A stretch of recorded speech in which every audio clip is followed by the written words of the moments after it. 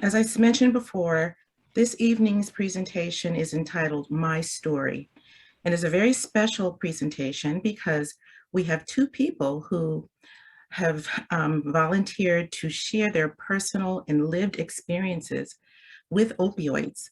So this is going to be a very special time. And our first presenter will be Marita McIntyre, and then our second presenter will be Phillip Moore. And we just want to welcome each one of you and thank you so much for being, for volunteering your time and your experiences and willingness to share to help others. Marita? Hi, good evening. And thank you so very much for that warm welcome. Can you see me and hear me? Yes, We can hear you. I you can can't see, you can see. hear.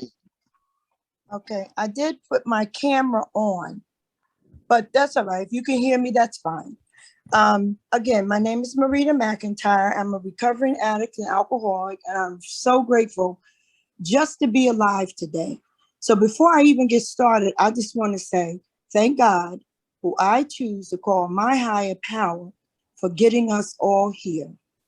And for just a few, and I like the way the presenter said, we're going to do some housekeeping rules, right? And that I love because I have a few housekeeping rules that I usually start off with. And that is, don't compare, but identify. What does that mean? Before I came into recovery, that's all I did was compare. I compared myself to everybody, and I always came up on the short end of the stick. I thought that I was ugly, I was out of place, and I always compared. So when I came into recovery, they told me to identify. And I said, well, what is that? They said, you and I may not have gotten here by the same route, but we are in the same boat. So whatever your walk of life was that got you to the point, if you are a person that had a substance abuse or alcohol problem or any other problem in life, and you've come to this point, then that means we are all in the same boat. Some of the things that you will hear me say are embarrassing. They're embarrassing to me. But you know what I've learned over these years is I have to tell the truth. I was such a liar. It was pathetic because even when you didn't have to tell a lie, I told a lie. I just thought the lie was more better or much better than the truth. So in recovery, they came in and they said, we need to be honest. We need to be willing. And excuse me, we need to definitely don't let anything deter us from telling the truth. So yes, the truth will be embarrassing. So let me begin. That's my housekeeping rules, just to identify. They said identification is we can identify with pain, you can identify with joy. You might not be able to identify with the things that I did to elicit those responses. However, you can identify with pain and happiness and sadness and guilt and those things. So that's the identification here. So now I grew up, I only have 20 minutes, so I'm going to hit the points that the good Lord brings to me. I grew up in a family of 5 children, mother and father. Father was an alcoholic, mother was a diehard Christian. So there's definitely a conflict in the house. So my mother was dragging us to church every Saturday. We was shutting TVs off every Friday. And my father was partying, coming home drunk, make my mother get up, cook his food. And like a nice wife she was, she did it. I hated it. Anyway, the last of 5, and I had 2 sisters. I had one sister that her and I were 2 years apart. Then my other set of siblings were like 17, 18, 19 years apart. So it was really me, my niece, my 2 nieces, and my sister that grew up together. As I said, I thought I was hideous looking. And they would always say, oh, she looks just like her father. I thought he was hideous looking too. So as a result of that, and I love my parents. Don't get it wrong. I'm just telling the truth. Okay. So I would go to school, and my mother only came to school for me one time. They laughed at my mother, and I had the biggest fight ever because you might laugh at me, but I was going to tear you up. So that was what I was known for. I was smart. I got A's and B's in school. And that was something that I could hold against my siblings and my nieces who constantly called me ugly. I wore glasses, my lips was big, my hair was nappy, my hands was big, I was black, and there's racism in families, and so on and so on. But at any rate, the only way I could prevail was to be smart. So I won. I'm skipping ahead so I can get to where we need to be. I went through school, always trying to fit in, always wanted to be part of the crowd, but I always inside felt different. I acted like a bully on the outside to protect the sensitive scaredness that was on the inside. So I went on to high school. At 16, I became pregnant, delivered my baby in February in 1974, and sorry, 1973. And I walked with my class because I determined that when I had that baby, 2 weeks later, I was right back in school. I determined I was going to walk with my class. So I won a 4-year scholarship to school. And one of the conditions were, or two of the conditions, that I couldn't bring my child and I had to live on campus. So I left my daughter with my mother. Now I got to tell you this part, because they, meaning my siblings and my niece and nephews, made my mother feel terrible because she depended on me. My mother put me on a pedestal that I did not belong on, but it was her made pedestal, not mine, but I fell off of it. So when I went to school, I was in my second year of college, and I was going to get an F. I never had an F in my life. So I don't know how to take an F. So I got scared. And when I get scared, I run. So I was hanging out in the pub, drinking. I was smoking some weed, and we were just having fun. And I didn't realize I was failing this English class. I did not know that all I needed to do was ask the guidance counselor, what should I do? But because I never asked anybody for help, I didn't know how to ask for help. My mother had a 3rd grade education. My father had a 5th grade education. She was depressed most of my life. She'd be sitting in a chair when I leave for school. I come home, she was still sitting in that chair with tear-stained face. So basically, I felt like I was on my own. I didn't really have anybody to ask. So I did the scared thing. I took my money from school, from the scholarship, and I left school. And I gave my mother the hideous excuse of, oh, you're too old to take care of my daughter. I should be doing this myself, because my mother had me when she was 40. So by the time I got to college, she's well into her 60s or almost in her 60s. So I went on and came out of school, and that was the beginning of my downfall. I began to do everything. I felt like a failure. I knew I was a failure, not just felt like it. I was a failure. And they made it known to my mother. Oh, look at your chosen one now. And I went all the way down to the bottom of the barrel. I began to use drugs intravenously. By now, I was shooting drugs, dope, coke, whatever it was, pills. I was taking it. I was injecting these drugs from my neck to my feet and everywhere in between. I was in New York. I was prostituting because a woman has to do what she has to do and use what you got to get what you want. And that's what I did. Am I proud of it? Absolutely not. Am I embarrassed to even think what I did? Yes. But did God deliver me from that? Absolutely. So I could sit here with no anguish and say, thank you, Lord. Anyway, I overdosed on drugs like 6 times. I woke up in the ICU. Who was there? My mother, praying. And one time I told my mother, "Ma, don't pray for me. Please don't pray for me. Because every time you pray for me, I either end up in jail or end up in the hospital." Put a pin right there.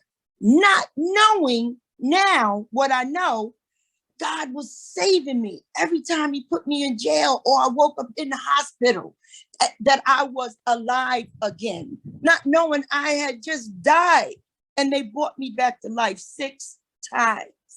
I remember shooting drugs and I broke a needle off in my neck. There's a scar here. And that scar is a reminder, because the needle is still in there. My mother, with that 3rd grade education, she had sense enough to tell them, do y'all see what type of mind this girl got? You're not operating on my daughter. No. And you're telling me she got a 50-50 chance? No. Leave the needle there. She'll be fine. And that's what we did, and I'm still here. I remember also I had an ectopic pregnancy, and I had to go into surgery.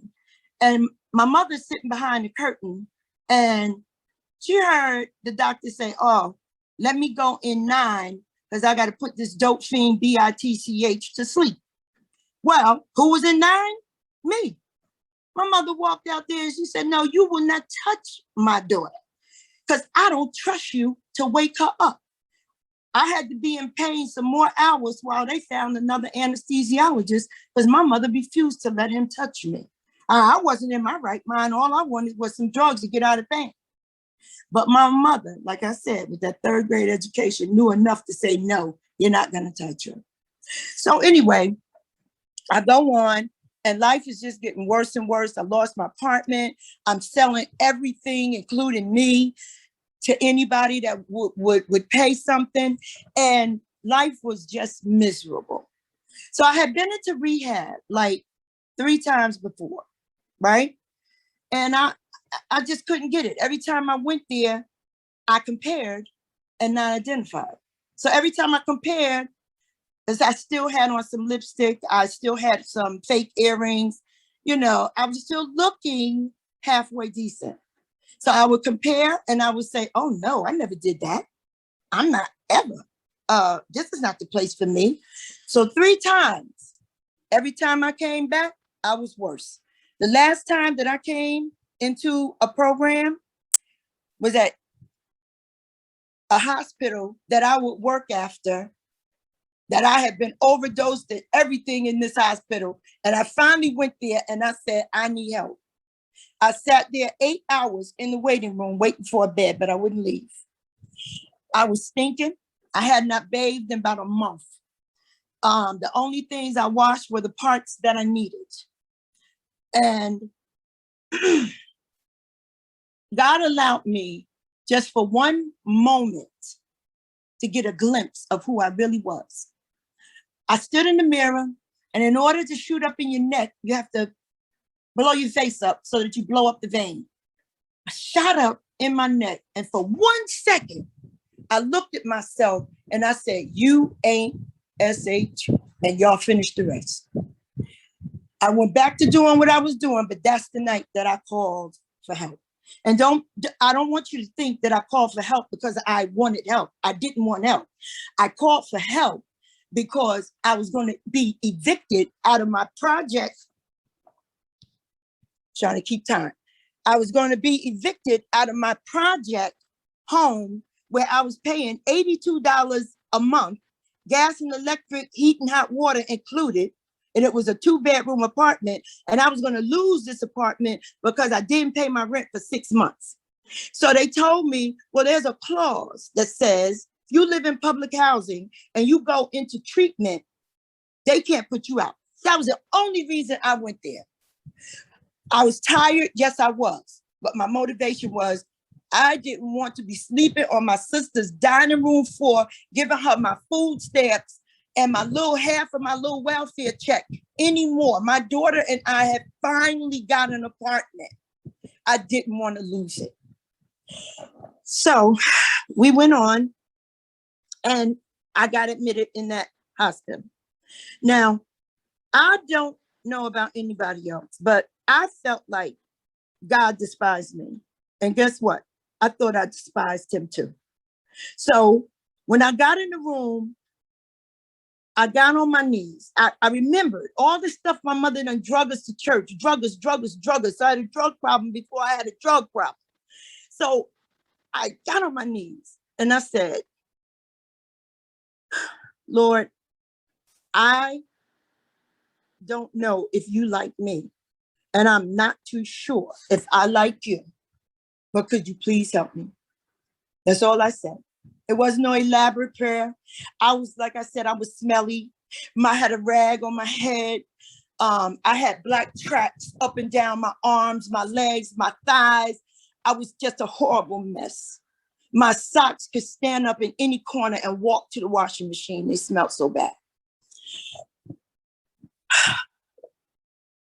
I followed everything those people told me to do. I was sick as a dog. I wanted to leave, but I didn't. For some reason, I didn't. So let's fast forward. I'm in recovery now. And I don't trust women because I don't trust me. So I think they are just like me. But I learned to get a sponsor, to start telling someone how I felt. Now, I left out a part of the story that I need to go back to, because in 1981, I was diagnosed with a house in Virginia, HIV. Okay? 1981. Now I'm on a suicide mission because there's no living in between death.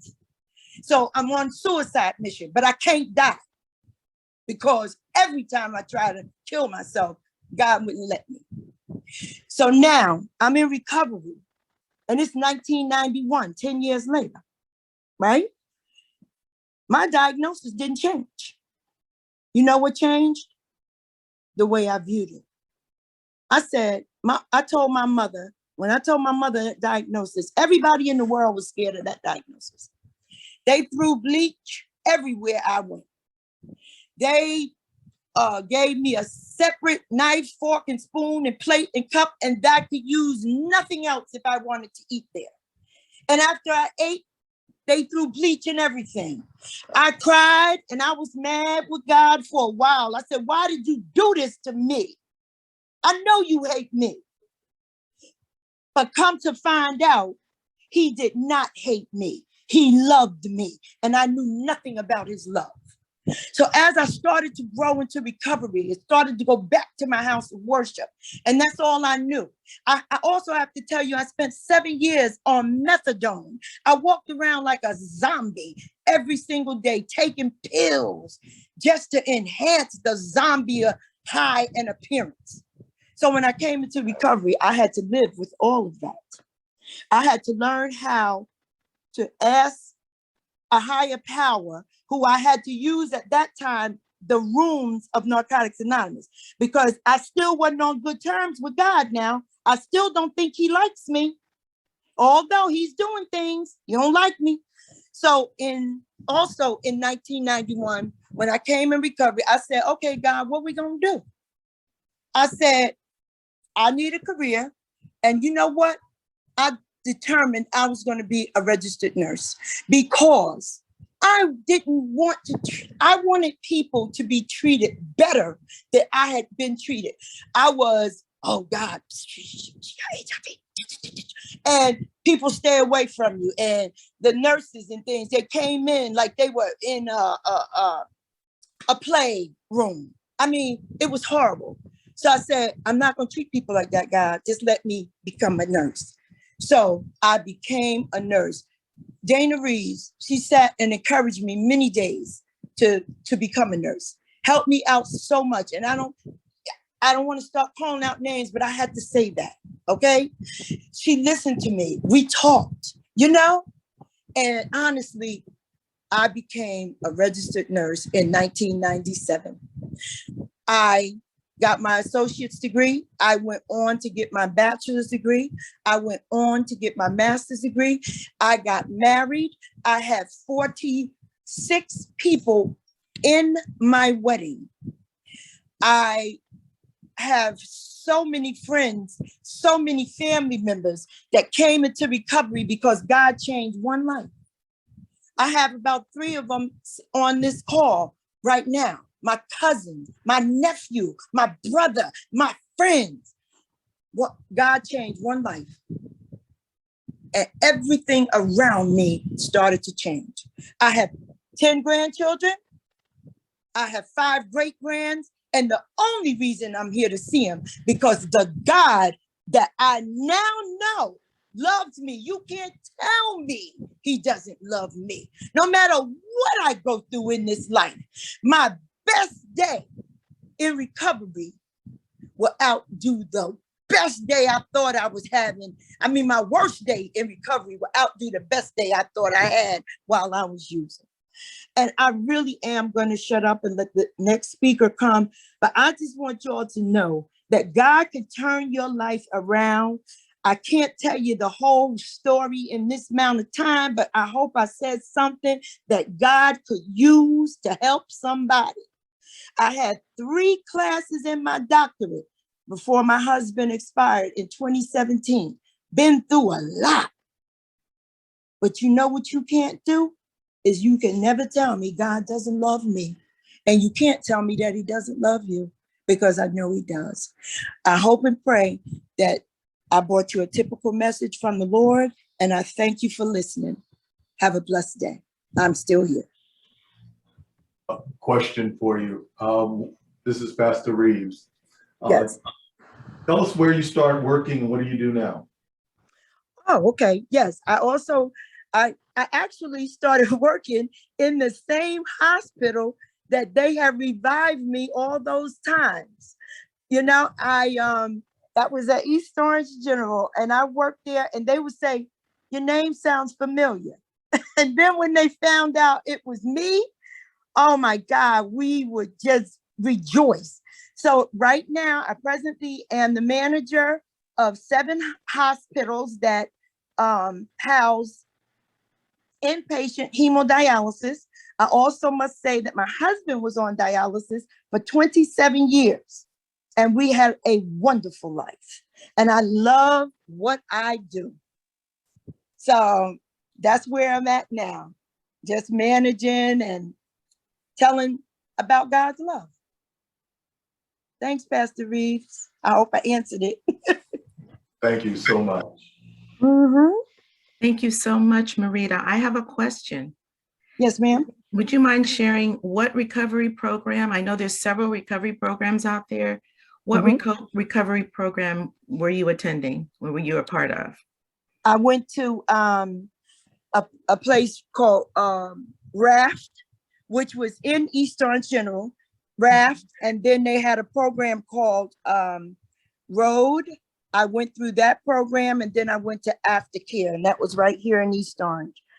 And I stayed in Aftercare 2 years longer than I was supposed to because I was afraid to leave, but they let me stay. Oh, okay, great. You have an amazing and miraculous story. Oh, thank you so much God. for being so transparent and honest, because that helps others to be as well. Thank you so much. Can I just add one thing to that? Sure. I need to tell y'all, I have no virus in my blood. I didn't start taking medication until about 4 years ago when the virus started to creep up, and they put me on a cocktail, and now I just take Biktarvy once a day. I have no virus and I cannot transmit it. I'm not married, so I'm not having no sex. but I couldn't transmit it anyway. Okay. Wow. But no virus in my blood. That's the God that I serve. Amen. You know? Amen.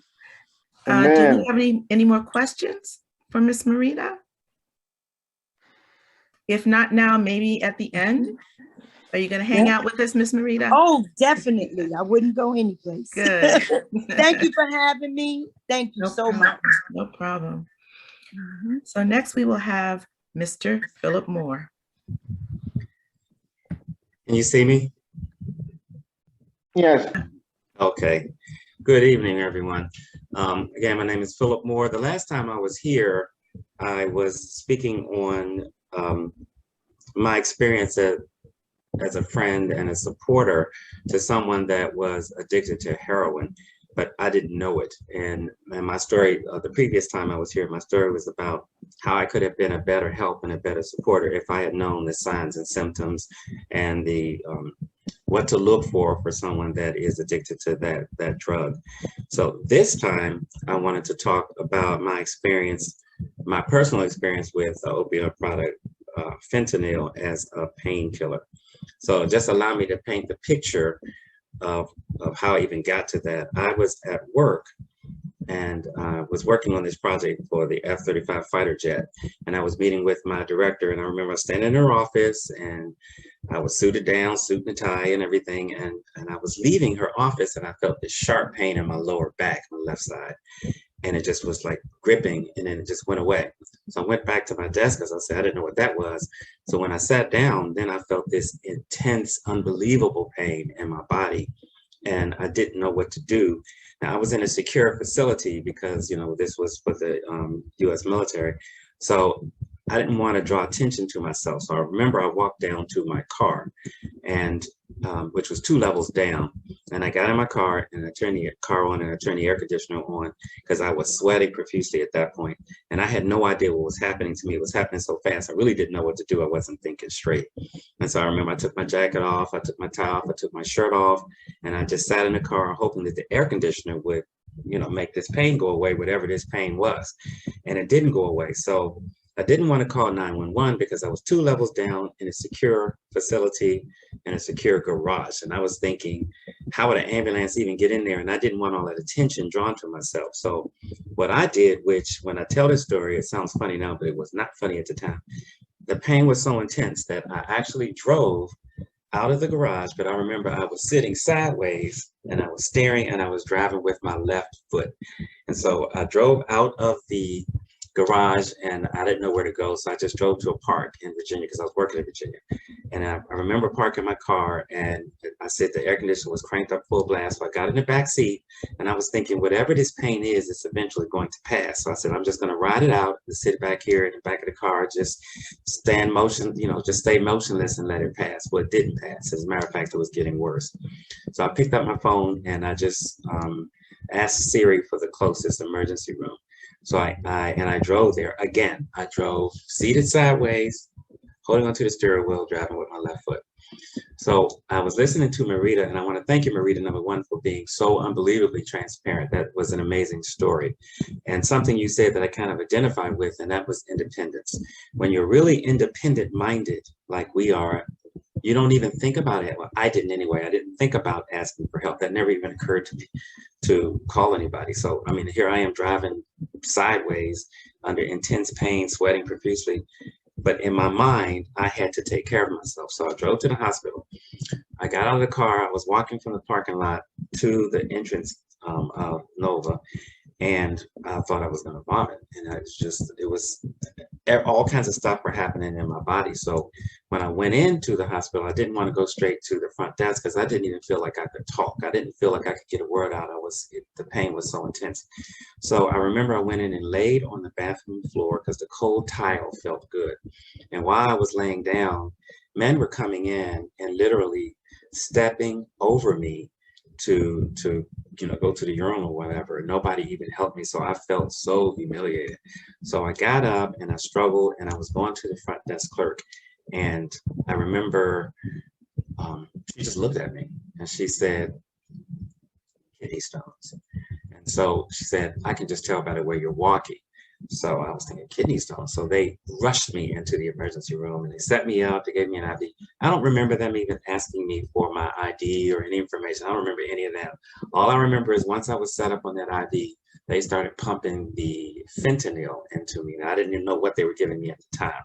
But I remember it. It was so strong that I actually remember it coming in through the veins into my head. And it was so powerful that I could actually feel the pain just leaving me. And I joke with my friends when I say this, but it was like the birds were chirping, the sky was blue, the air was fresh. I mean, that drug was so unbelievably powerful that it took me away. All the pain was gone. So then the nurse was able to ask me questions, and I remember answering questions then. So she told me that I had kidney stones. Well, she believed I had kidney stones. They hadn't run all the tests yet, but she said they wanted to see if I could pass the stones. So the way I felt with that fentanyl, I felt like I could do anything. I felt like I could, jump on a cloud and go to the moon. So I had been there for a couple hours, and then she said, I encouraged them and convinced them to let me go. So they let me go. And I don't know why they did. But anyway, they let me go. And I went back to work. So I was sitting up there, I was trying to close out the day, and the fentanyl started to wear off. I said, I better get home. So I drove home, same way, sideways, holding the steering wheel and driving with my left foot. So when I got home, the pain just unbelievable. And I'm saying kidney stones, I don't understand. I don't even know what's happening to me. So I couldn't do anything to make the pain go away. So I decided to go for a walk. So I walked for 2 hours, and the doctor, when I told the doctor about this later on in this story, I told the doctor about it, and he said, you never know what sometimes you can do to the body. Is an amazing thing. It helped a little bit. So when I got home, I tried to go to sleep and I couldn't. I didn't sleep that night. I tossed and turned. It was awful. So the next day, I tried to drive. I thought, I live in DC. I thought I could drive myself to the emergency room in Virginia, the same hospital, because I figured they had all my paperwork. It would be easier to get admitted. So I was trying to drive, and I couldn't do it. Same thing, sideways, driving with my left foot. So I called my younger brother. He took me he drove me to the hospital. So when I got there, they admitted me immediately. They hooked me up to the fentanyl. And once again, as it was coming in, I could feel that relief. And again, the sky was blue, the birds were chirping, the flowers were blooming. That's how it felt, And I remember my brother was watching me, and so they were asking me all these questions. They wanted to run all these tests, and the nurse kept, every time the fentanyl started to wear off, the pain would come back. And I remember calling her back, and she would give me more, and it would come in. So she said, we're still going to see if you can pass these stones on your own. So I felt like, I said, as long as I had that fentanyl, I can do anything. Whatever you want, I can do it.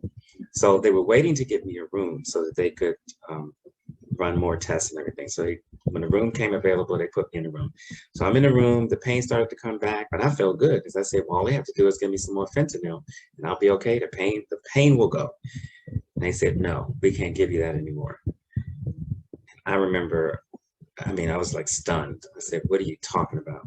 What am I going to do? And they said, no, I don't remember them using the words highly addictive, but I do remember them telling me, we can't give you that. We'll give you morphine. We'll give you Percocet. And I said, I don't want either one of those. They're not going to do anything. So I said, I'm not taking anything. Just give me some Tylenol. So I tried to tough it out. Wrong move. So eventually I had to give in, and they gave me the morphine and the Percocet, which was not strong enough. It really wasn't. The pain was still there. So I just laid motionless, and then they did x-rays, they did all these tests. So I asked the doctor, there was something happening in my body, and it literally it felt like I was being tased on the inside. Now, I've never been tased. I've never, had an occasion to be, but just from what I'm hearing, what a taser feels like, that's what it felt like. So the doctor told me that my body was in distress. He said that your internal organs are sending distress signals to each other because your body is in distress. And I'm saying, what is going on inside? So he said I had a kidney stone that was so big that it pulled off from my kidney, and then it was blocking my bladder. So while it was blocking my bladder, all the urine that normally passes through couldn't. And so it was backing up in my body, and it had backed all the way up to my kidney. So it was an emergency situation. So they wanted to do surgery. I didn't want them to do surgery. I just wanted to go home. I really just wanted them to give me some more fentanyl so I could think straight, because I couldn't think straight in all that pain because the morphine wasn't working, and they didn't give it to me. So I had to agree. So the next morning they did the surgery. They went in, they broke up the big, large kidney stone, and then it left my body, and I was good. I felt good. I wanted to go home. Then the nurse told me, she said, no, we can't release you because your internal organs, everything is not working properly. So I didn't even know what that meant. And so for the next 2 days, I was in a hospital, and I kept saying, can I go home? And they said, no, your body's it's not recovering. So I went from 3 days earlier meeting with my director in my suit and tie that I had bought from Saks Fifth Avenue, and I was feeling good, to now laying in bed in a hospital with the possibility of going on dialysis or worse, because she said everything wasn't recovering. My body had gone through so much trauma, it wasn't coming back. So I was just laying in the hospital all by myself. I didn't know what to do. And the purpose of this story is, if I had had access to that fentanyl, I would have taken it, but they didn't allow me to. I just wanted to get away from the pain. It was so intense, but not just the physical pain, it was the mental pain, because I was thinking, what happened? What happened in my life? How did I end up here? So eventually, while I was in the hospital, I said, well, you know what? Let me pray. So I started talking to God, and I was led of God to start reading 3 chapters a night in the Bible. Start in the book of Mark, 3 chapters a night, and read all the way to Revelations, and then start in Genesis, read 3 chapters a night, and read it all the way to the book of Matthew. So it took me 14 months, and I did it, 3 chapters a night. So why that was significant was, during that period, I was growing closer to God, and a lot of things happened also right after that experience. My mom died, and then my father died, and then my oldest sister died. And a lot of things have happened since then. But it taught me to learn to lean and depend on God. You know, reading the Word, I read the entire Bible, including Numbers, and when so-and-so begat so-and-so. And so I didn't skip over anything. I read it all. And I had a close relationship with God. But the thing about it, the perspective that this gave me, was that anybody, I don't care who you are, can become addicted to something dependent upon your circumstances. If the circumstances are right, and if you have access, we don't know. I mean, we want to believe that we wouldn't, but you never know. I mean, I was in so much pain. If I had had access, I probably would have taken it. And just to numb the pain, to escape. And that's what I really learned about that. For a lot of people, any drug or anything that can help you escape the troubles and the trials and the problems of life, sometimes you may do it if it's available to you. And that's really what my story is, escapism. You know, I just wanted to escape the pain. And that fentanyl is what would do it. It was that strong that it would do it for me. And escapism is a lot of us have things in our lives that we would like to escape. It could be memories of physical abuse, sexual abuse. It could be physical trauma like I went through, whatever, you know. But if there's something available to help you get away from that, we could do it. So that was the story that I wanted to leave with you tonight. And that was my story as it relates to an opioid product, fentanyl. So I just wanted to know if anyone has any questions.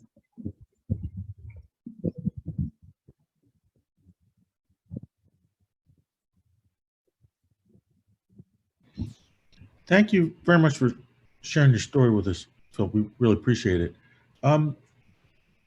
What was the